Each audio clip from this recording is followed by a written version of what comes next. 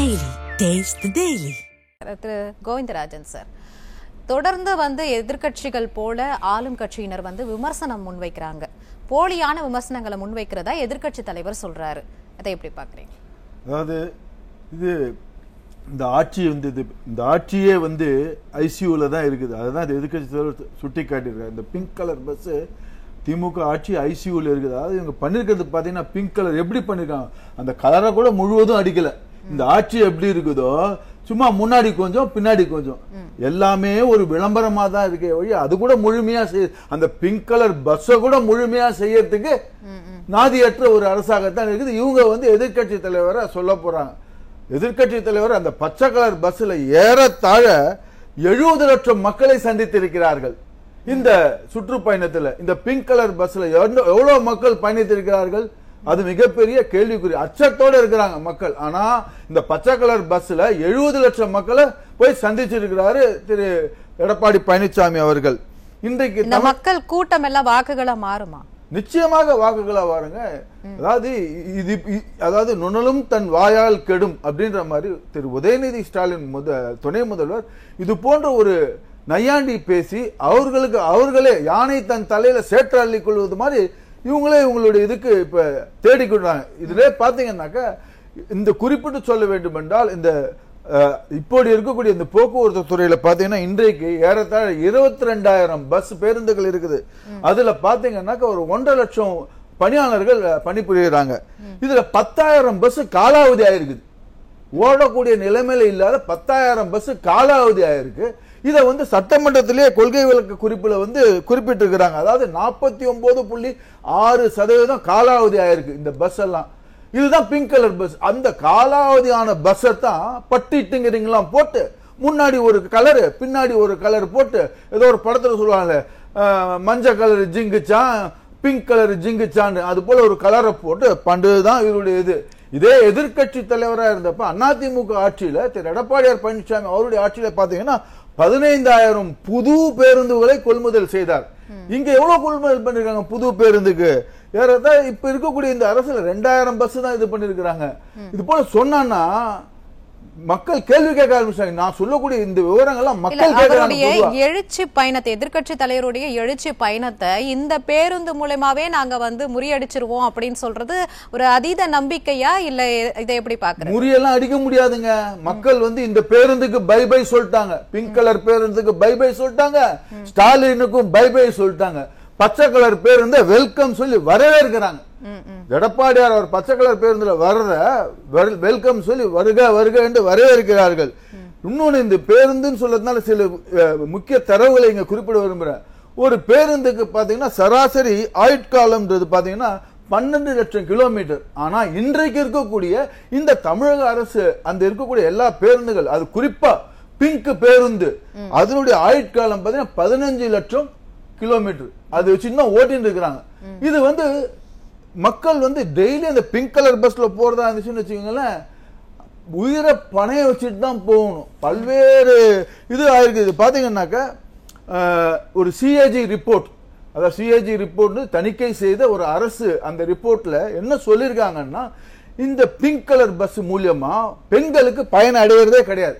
பெண்கள் ஏறத்தாழ இந்த பிங்க் கலர் பஸ் வேலைக்கு வரதே கிடையாது. ஏன்னா பாதி நேரத்தில் போட்டு அது நின்று போயிடும், அது ஓடவே ஓடாது, அங்கங்க நின்றுருக்கும். சரியான நேரத்தில் அந்த பயணிகள் சென்று அடையக்கூடிய அந்த பஸ் நிலையத்துக்கு வருது கிடையாது. இதனால பெண்கள் என்ன பண்றாங்க, அவங்களுடைய சொந்த பணத்தை ஏறத்தாழ 600 to 800 ரூபாய் ஒரு பெண்மணிக்கு இழப்பு ஏற்படுதுன்றது நான் சொல்லல, சிஏஜி ரிப்போர்ட் சொல்லுது. இதனால ஆனா முதலமைச்சர் சொல்றாரு பெண்கள் இந்த இலவச பேருந்து பயணத்தினால வருடத்திற்கு 50,000 ரூபாய் அளவுக்கு சேர்த்து வச்சிருக்காங்கன்னு சொல்றாரு. அதான் சொல்றேன், இதெல்லாம் சும்மா எப்படி இந்த நீட்டை நாங்க விலைக்கு கொண்டு நாங்க விலைக்கு வாங்கிடுவோம் சொல்லிட்டு ஏமாத்தி ஆட்சிக்கு வந்தார். ஆனா இப்ப சொல்றாரு முதல்வர் என்னால நீட்டு கொண்டு வர முடியல அப்படின்னு இப்ப ஒத்துக்கிறாரு. மக்களை ஏமாத்திட்டாரு. அவருடைய அந்த சாயம் வெளுத்து போச்சு. அதே போலதான் இதுவும். ஏங்க சிஏஜி ரிப்போர்ட் சொல்லிருக்காங்க இந்த பஸ் மகளிருக்கான இந்த பஸ் பிங்க் கலர் பஸ் சரியான நேரத்துக்கு வருவதில்லை, பேருந்து நிலையத்துக்கு வருவதில்லை, பெண்கள் வேலைக்கு போற பெண்கள்லாம் அவங்கவுங்க அலுவலகத்துக்கு நேரத்துக்கு செல்ல வேண்டும். இதை நம்பிட்டு இருந்தானா நமக்கு அதோ கதி அம்போ அப்படின்னு நினைச்சுக்கிட்டு அவங்க சொந்த பணத்தை செலவு பண்ணி ஏறத்தாழ ஒரு மாதத்திற்கு ஒரு பெண்மணி 600-800 ரூபாய் இந்த பேருந்துல வேற மற்ற பேருந்துல செல்வதற்கு இழப்பு இது பண்றாங்க. இதுதான் இன்றைக்கு இருக்கக்கூடிய இது பண்ற இந்த பிங்க் கலர் பேருந்து மூலமா இல்ல ஒரு விமர்சனம் வைக்கணும் அப்படின்னா ஒரு எதிர்க்கட்சி தலைவரோட எழுச்சி பயணத்துல விமர்சனம் வைக்கணும்னா நிறைய விஷயங்கள் எடுத்துக்கலாம் செய்யலாம். போய் இந்த பேருந்தை வச்சு கம்பேர் பண்ணி உதயநிதி விமர்சனம் பண்றாரு அப்படின்ற மாதிரி எதிர்க்கட்சி தலைவர் சொல்றாரு. இது இவங்களுக்கு இதே தாங்க வாடிக்கை இப்படியேதான். இப்ப வேணா வேற எதுவும் இல்ல.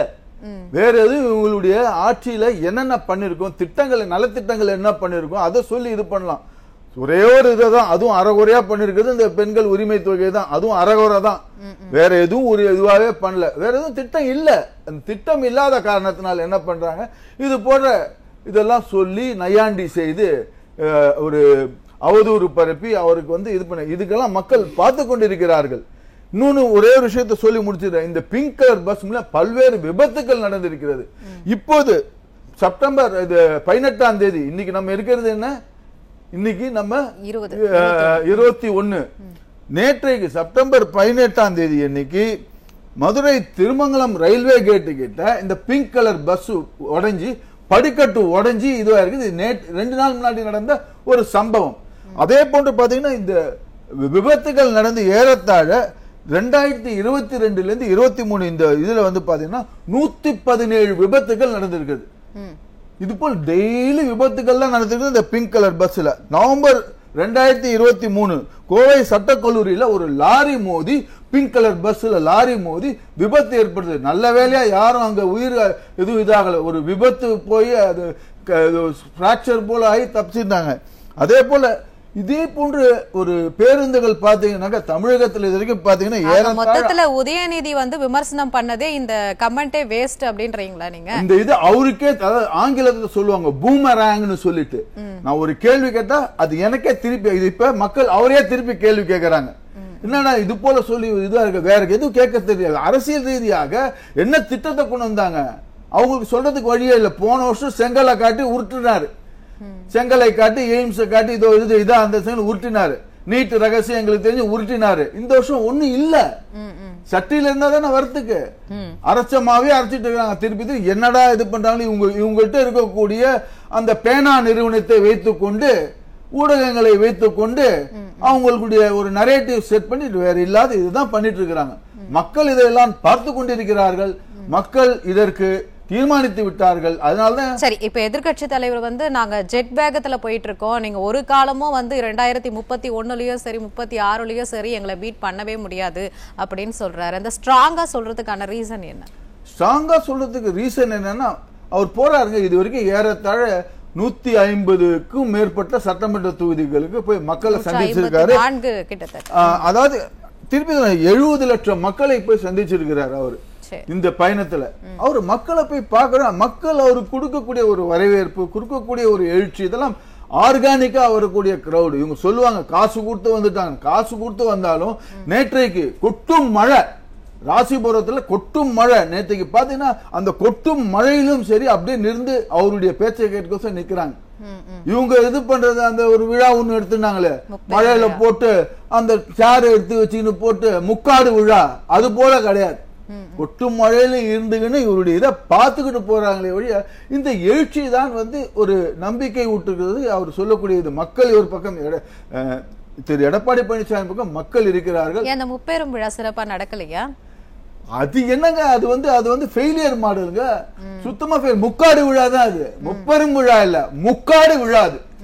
அங்க என்னங்க ஏங்க இவங்க போட்டு, அதாவது அங்க இருக்கக்கூடிய கட்சி அந்த திமுக, நான் அணுகிய சில திமுக நிர்வாகிகளே என்ன சொல்லியிருந்தாங்கன்னா அவங்களுக்குள்ளார கோஷ்டி பூசல். அங்க இருக்கக்கூடிய சில முக்கிய மூத்த நிர்வாகிகளுக்கும் அங்க அந்த இதை பார்க்கக்கூடிய 10 ரூபா பாலாஜி அவர்களுக்கும் கோஷ்டி பூசல். அந்த கோஷ்டி பூசல் அவங்களே என்கிட்ட ரொம்ப இதாகி போச்சு சார். அவருக்கு முக்கியத்துவம் கொடுத்து முதல்வர் இது பண்ணி நிற்கிறார், ஒரு ஊழல்வாதி. அது அவர் திரு செந்தில் பாலாஜி அவர்களை முதல்வர் அவர்கள் அவர் எதிர்கட்சியா இருக்கிறப்ப, எதிர்கட்சி தலைவராக இருந்தப்ப அவரு ஊழல் செய்தார், இது பண்ணார், அவர் எப்படி இது பண்ணார், அவரை பத்தி அடுக்கடுக்காக பல்வேறு குற்றச்சாட்டுகளை வைத்தார். அதே செந்தில் பாலாஜி இன்னைக்கு ஒரு கோடு போட்டா ரோடு போடுவான்னு சொல்லி புகழறாரு. இதெல்லாம் தான் வந்து அங்க இருக்கக்கூடிய மூத்த நிர்வாகிகளுக்கு, திமுக மூத்த நிர்வாகிகள் ஒரு அதிருப்தியில இருக்கிறார்கள். அவர்களே அதாவது கூட்டம் கொண்டு சேர்றது யார் கூட்டம் சேருவாங்க? நிர்வாகிகள் தான். இதுல பாத்தீங்கன்னா கரூர்ல எப்பவுமே இருக்கக்கூடிய கும்பல் கூட வரல. இது முப்பெரும் விழா இல்ல மூணு விழா, இது முக்காடு விழா. இந்த முக்காடு விழாவிலே என்ன மாநிலத்திலிருந்து எல்லாம் வரணும். மற்ற மாவட்டங்கள்ல இருந்து யாரும் அனுப்பவே இல்லை. மற்ற மாவட்ட தலைவர்கள் யாரும் இவங்களுக்கு ஆட்களை அனுப்பவில்லை. இவர் இருக்கக்கூடிய அந்த கரூர்ல தான் அதுவும் வந்து இயற்கையா அந்த இயற்கைக்கே பொறுக்கவில்லை, அந்த வருண பகவானுக்கே பொறுக்கவில்லை. தலைகுனிய விடமாட்டோம் அப்படின்னு சொல்றாங்க. இது பயத்தினுடைய வெளிப்பாடா எப்படி பார்க்கலாம்? அது நம்ம தம்பி சொல்லிட்டு இருந்தாரு வழக்கறிஞர், அவர் தலை எப்பதான் நிமிர்ந்து இருக்குது? இந்த தமிழக அரசு இந்த ஆட்சி வந்தது எப்ப தலை நிமிர்ந்து இருக்குது? தலை குனிய விடமாட்டோன்றது என்ன சொல்லியிருக்காங்கன்னா, இவங்க வந்து இவங்களுடைய இந்த தவறு செய்வர்கள் அவங்களுக்கு தான் இது பண்ணிட்டு இருக்கிறாங்க. தலை குனியாத நம்ம காப்பாற்றுவோம், இந்த கிட்னி திருட்டுல சம்பந்தப்படும் தலை குனியாத காப்பாற்றுவோம். இன்னைக்கு போயிருக்காங்க பாருங்க உச்ச நீதிமன்றத்துக்கு, அது மேல்முறையீடுக்கு போட்டு இது பண்ணிருக்காங்களே. ஏன்னா அவங்கள தலை குஞ்சிட்டாங்கன்னா இவங்களுடைய சாயம் வெளுத்துருமே, அதுக்கு தான் அவங்க இது போல செஞ்சுட்டு இருப்பாங்களே ஒழிய இது வந்து தலை என்னைக்கு தான் நிமிர்ந்து இருக்கு தமிழகம். அதே போல இப்ப இறுதியா நான் என்ன சொல்றேன்னா, இந்த பிங்க் கலர் பஸ் மீண்டும் சொல்றேன், செல்ஃப் எடுக்கல. அந்த செல்ஃப் எடுக்காத பஸ்ஸுக்கு கூட்டணி கட்சியெல்லாம் தள்ளுறாங்க. கூட்டணி கட்சியெல்லாம் சேர்ந்து அந்த செல்ஃப் எடுக்காத பஸ்ஸை தள்ளுறாங்க. அவங்க தள்ளி தள்ளி தளர்ந்து போய் விட்டார்கள். அந்த கூட்டணி கட்சிகள்லாம் செல்ஃப் எடுக்காத பஸ்ஸை, பிங்க் பஸ்ஸை தள்ளி தளர்ந்து போய் இன்னைக்கு என்ன பண்றதுன்னு தெரியாத அவங்களும் குழப்பத்தில் இருக்காங்க. என்னடா இந்த பஸ்ல ஏறி போறதா, இல்ல ஆரஞ்சு கலர் பஸ்ல ஏறி போறதா, இல்ல பச்சை கலர் பஸ்ல ஏறி போறதான்னு குழப்பத்தில் இருக்காங்க. ஏன்னா அவங்களால தள்ள முடியல கூட்டணி கட்சிகள் இந்த பஸ்ஸை அந்த நிலைமைக்கு தான் இன்னைக்கு இருக்கிறாங்க கூட்டணி கட்சிகளும். சரி, மக்கள் கூட்டம் வாக்குகளாக மாறுமா? நிச்சயமாக மக்கள் கூட்டம் வாக்குகளாக மாறுவது திண்ணம். வருகின்ற இந்த சட்டமன்ற தேர்தலிலே மக்கள் முடிவெடுத்து விட்டார்கள்.